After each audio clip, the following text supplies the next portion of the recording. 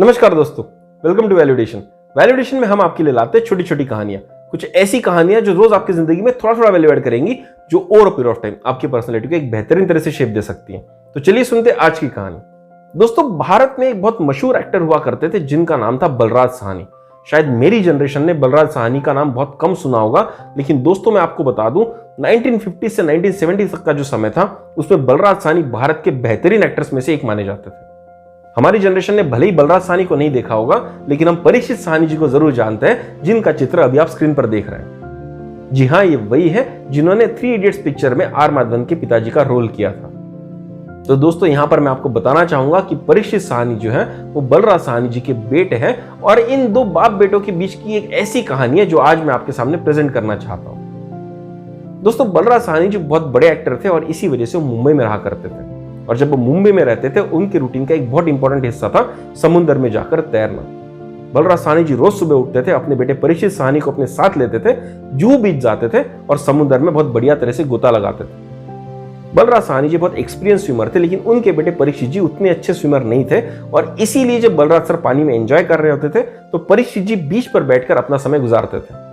लेकिन कभी कभी जब बलराज सर का मन कर जाता था तो परीक्षित जी को उठाते थे और पानी में ले जाते थे, और उनको भी उस दिन स्विमिंग करने पर मजबूर कर देते थे। परीक्षित जी जाते तो मजबूरी में थे, लेकिन उनको भी पानी में स्विम करने में बहुत मजा आता था। तो दोस्तों, एक बार का उनकी जिंदगी का किस्सा है कि ऐसे ही रूटीन के चलते चलते सुबह सुबह उठकर बलराज जी और परीक्षित जी एक दिन जुहू बीच पर पहुंच गए। और जब वो जुहू बीच पर पहुंचे तो उन्होंने देखा तो क्या, बहुत तेज बारिश होने का अंदाजा था, तूफान आने का अंदाजा था, और इसीलिए पानी में किसी को भी उतरने के लिए परमिशन नहीं दी जा रही थी। बलराज सर तो बलराज सर ठहरे, वो कहां मौसम की हिदायत को मानने वाले थे। वो हमेशा की तरह पानी में गए और अपनी स्विमिंग को एंजॉय करने लगे। कुछ ही समय बीता था कि बलराज सर पानी से बाहर आते, परीक्षित जी का हाथ पकड़ते और उनको पानी में ले जाने की कोशिश करते। परीक्षित जी ने जब होते हुए देखा तो उनके चेहरे पर चिंता की लकीरें आ गई, और उन्होंने अपने पिताजी से कहा, पिताजी आज मौसम बहुत खराब है और मैं आपके जितना एक्सपर्ट स्विमर नहीं हूं, आज मैं पानी में जाना पसंद नहीं करूंगा। लेकिन बलराज सर कहां मानने वाले थे। उन्होंने परीक्षित जी का हाथ पकड़ा और उनको खींचकर पानी में ले गए और स्विमिंग करने लगे। स्विमिंग करते हुए कुछ ही देर हुई थी कि सडनली लो टाइड हो गई। दोस्तों, जिनको टाइड्स के बारे में नहीं पता, उनको मैं टाइड के बारे में एक छोटी सी इंफॉर्मेशन यहां पर देना चाहूंगा। दोस्तों, समुद्र का पानी आगे आता है और पीछे भी जाता है। इसको हिंदी में कहते हैं ज्वार भाटा और कम भाटा, और मराठी में कहते हैं ओटी और भरती। सूर्य और चंद्र की जो ग्रेविटेशनल फोर्सेस होते हैं, इसके वजह से कुछ कुछ समय पर पानी थोड़ा आगे आकर बीच को कवर करता है, तो कुछ समय पर पानी पीछे जाकर बीच को ओपन कर देता है। और दोस्तों, ये बहुत नेचुरल फिनोमेना होता है और ये रेगुलर बेसिस पे चलते ही रहता है। तो जैसे कि मैं आपको कहानी में बता रहा था, परीक्षित जी और बलराज जी पानी में स्विम कर रहे थे और सडनली लो टाइड हो गई। इसके वजह से पानी जो था वो बीच से बहुत दूर चला गया, और जब पानी पीछे जाने लगा तो बलराज जी और परीक्षित जी को भी साथ ले गया। परीक्षित जी अपनी किताब में लिखते हैं कि तकरीबन आधा मील तक वो पानी के अंदर चले जा चुके थे, और जहां तक पानी जा चुका था वहां पर उनके पैरों पे जमीन बिल्कुल भी टच नहीं हो रही थी। और दोस्तों, जैसे जैसे आप समुद्र में अंदर की तरफ जाएंगे, जमीन की गहराई बढ़ते जाएगी और आपके पैर जमीन को टच होना बंद हो जाएंगे। अब लो टाइड के चलते हुए बलराज जी और परीक्षित जी एक ऐसे जगह पर पहुंच गए थे जहां पर उनके कदम जमीन को बिल्कुल भी टच नहीं कर रहे थे, और वो तकरीबन पानी में आधे मील से भी ज्यादा अंदर थे।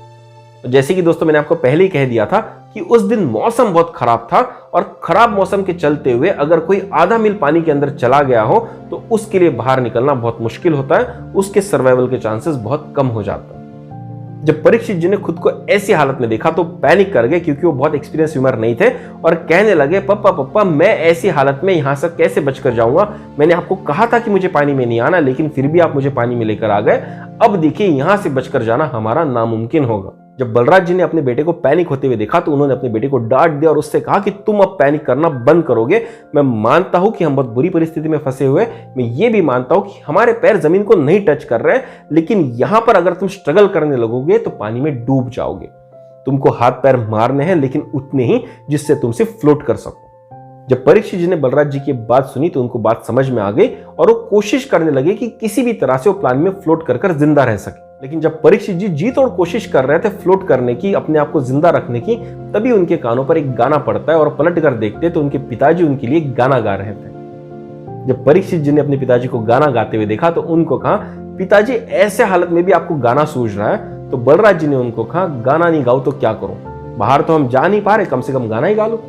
परीक्षित जी अपनी किताब में लिखते हैं कि कुछ देर के लिए उनको लगने लगा कि शायद पापा पगला गए हैं और शायद इस सिचुएशन से हम बाहर नहीं निकल पाएंगे, इसीलिए ऐसे पागलपने की हरकत कर रहे हैं। अब दोस्तों यहाँ पर कहानी में एक ट्विस्ट आता है। जब बलराज जी और परीक्षित जी पानी के अंदर जा चुके थे, एक मुसीबत हालत में फंस चुके थे, तब बीच पर से लोग उनको देख रहे थे और उसी समय पर उस बीच पर एक अंग्रेज था जिसके पास एक बेहतरीन मोटरबोट हुआ करती थी। उसने तुरंत अपनी मोटरबोट शुरू की और बलराज साहनी और परीक्षित साहनी को बचाने के लिए समुद्र के अंदर चल पड़ा।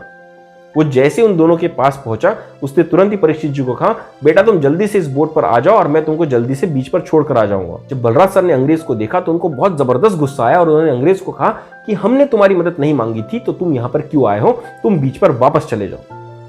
जब अंग्रेज ने बलराज सर का रवैया देखा तो उसको बहुत बुरा लगा और उसने बलराज सर को बहुत भला बुरा कहा और अपनी बोट लेकर वहां से निकल गया।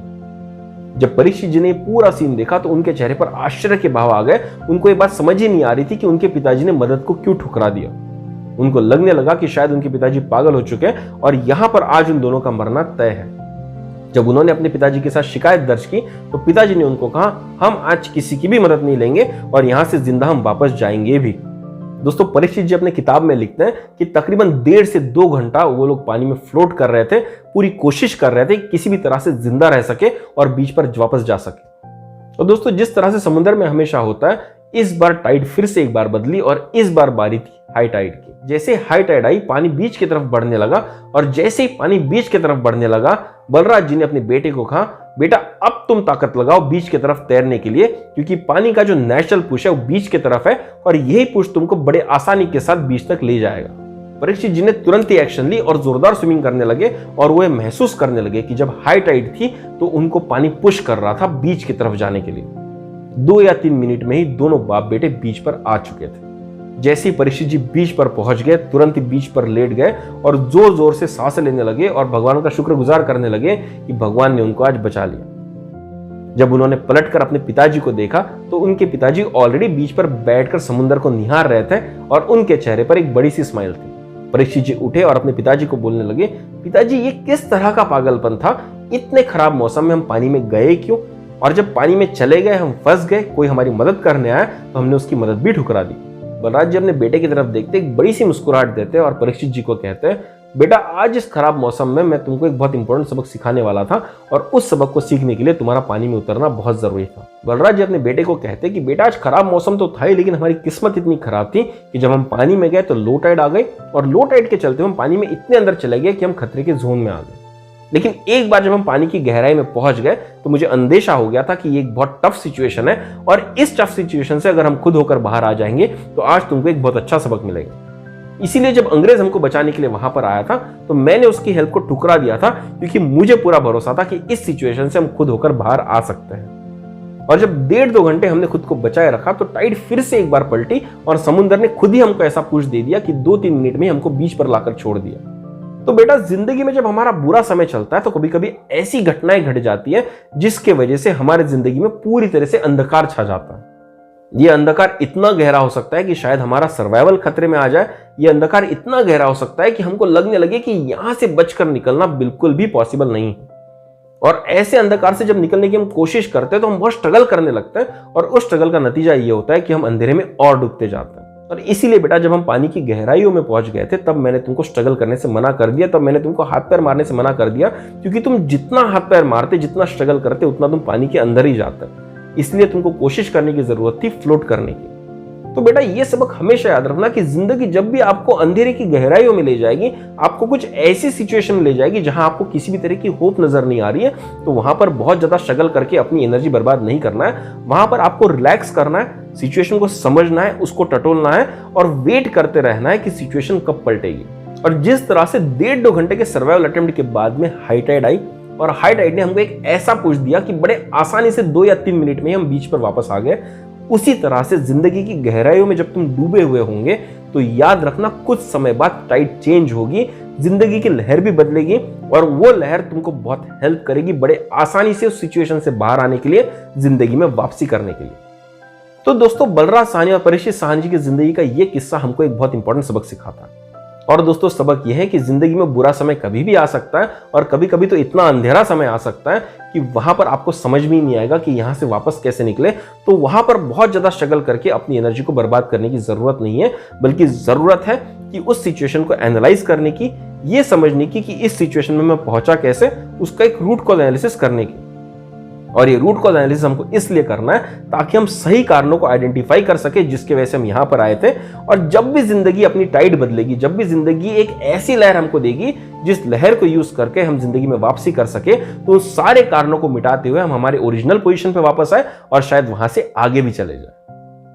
तो दोस्तों इसी तरह की छोटी छोटी कहानियां हम आपके लिए लाते हैं जो आपकी जिंदगी में थोड़ा थोड़ा वैल्यू ऐड करेंगी, जो ओवर पीरियड ऑफ टाइम आपकी पर्सनैलिटी को एक बेहतरीन तरह से शेप दे सकती हैं। अगर दोस्तों आपको हमारी कहानियां पसंद आ रही है तो हमको कमेंट बॉक्स में कमेंट करके जरूर बताइएगा। हम कोशिश करेंगे इसी तरह की बेहतरीन कहानियां हम आपके लिए ला सकें। अगर आपको हमारी कहानी में वैल्यू दिख रहा है तो जरूर शेयर कीजिए अपने परिवारजनों के साथ, अपने दोस्तों के साथ, ताकि उनकी जिंदगी में भी एक छोटा सा वैल्यूएशन हो सके। तो चलिए दोस्तों, जल्दी मिलेंगे एक नई कहानी के साथ। तब तक के लिए सब्सक्राइब कीजिए हमारा चैनल वैल्यू एडिशन। धन्यवाद।